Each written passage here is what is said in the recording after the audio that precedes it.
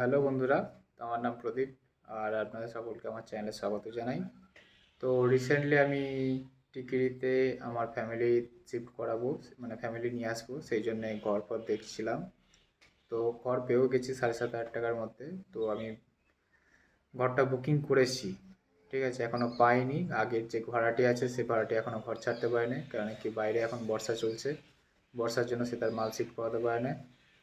তো এখন আমাকে 15 তারিখ পর্যন্ত দেখতে বলেছে, 15 তারিখ পর্যন্ত ওয়েট করতে বলেছে। তো 15 তারিখের পর জানাবে, কেন কি সে যে মালিক ছিল সে ভাড়াটিয়ার সাথে কথা বলেছিল, 15 তারিখ পর্যন্ত ডেট চেয়েছে।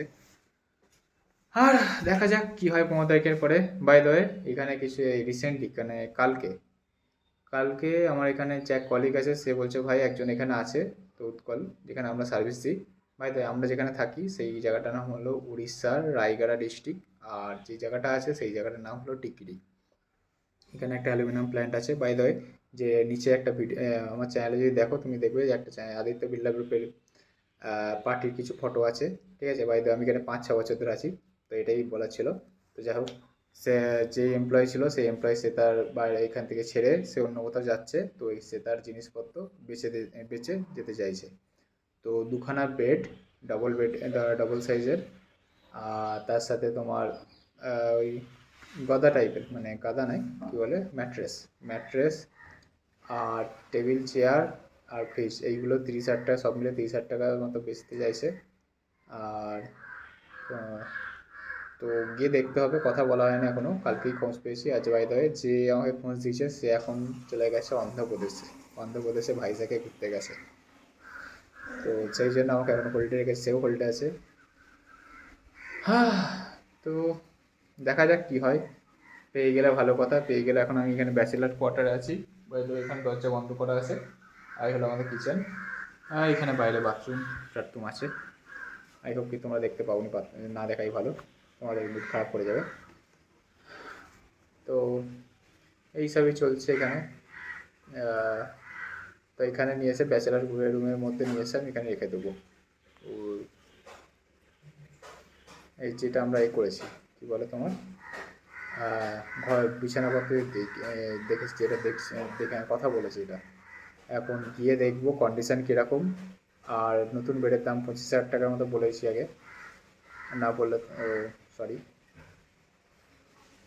আর তারপরে হলে কি, বাইক, বাইক বাইক আমার সাথে আমার ছেলে আসছে। তো সেই হিসেবে বাইকটা আমার প্রয়োজন আছে। বাই চান্স রাত দুপুরে যদি কোনো সমস্যা হয় আমাকে বাইক করে ছেলেকে নিয়েও যেতে হসপিটালে ছুটতে হয়, তখন সেই জন্য বাইকের দরকার আছে। তো বাইকও আমি দেখতে গেছিলাম। বাইকটা অলমোস্ট আমার বাজেট ছিল 25,000 টাকার মতো, সেকেন্ড হ্যান্ড একটা বাইক। অলমোস্ট তোমার 4 বছর, মানে 2015-16 মতো এরকম পেয়ে গেলে অলমোস্ট তোমার 4-5 বছর বাইকের বাকি লাইফ টাইম থাকবে। আর সি রেজিস্ট্রেশনটা তো নিজের নামে করে নেবো। তো সেরকম হিসেবে গেছিলাম।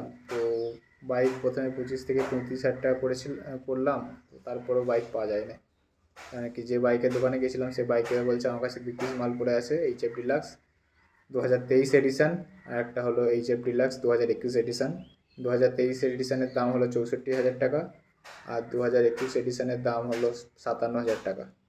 তো বাজেটে খোলাতে পারিনি বলে আমি না নেবো।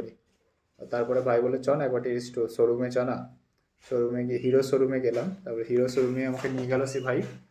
তো হিরো শোরুমে সেখানে বাজেট বলছে যে তোমার স্প্লেন্ডার 2000 নতুন রিসেন্ট 2025-এর মাল, সে আমাকে বলছে 1,10,000 টাকা ফাইন্যান্সে নিয়ে নেও, আর ফাইন্যান্স হওয়ার জন্য গ্যারান্টার চাই এখানে।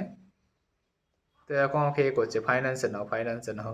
বলছে যা দেখো ভাই, হ্যাঁ একটু বড় বাড়ি চাড়ি বলছে, দেখো ভাই যা আছে তোমার আমার কাছে, যা পয়সা আছে তোমাকে 4টে বাইক নেবো, কিন্তু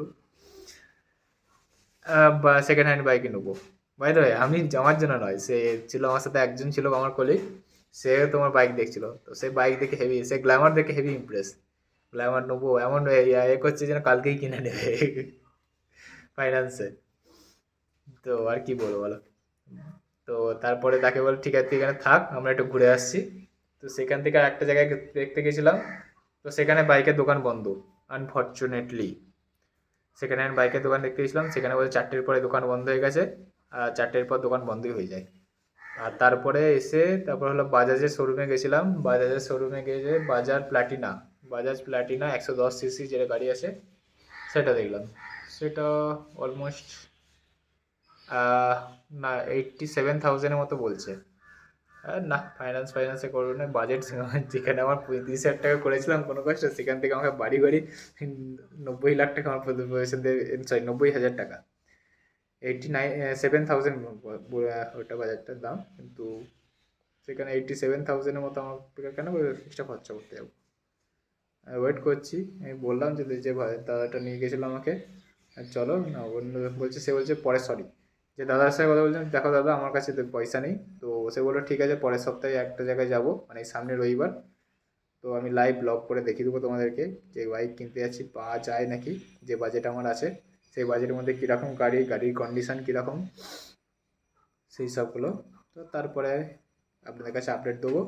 আর বাই দ্য ওয়ে, যে জিনিসপত্রগুলো কিনবো সেই সময় আপনাদেরকে আপডেট দেবো, তো চ্যানেলের সাথে জড়িয়ে থাকুন। থ্যাংক ইউ টাইম দেওয়ার জন্য। See you soon.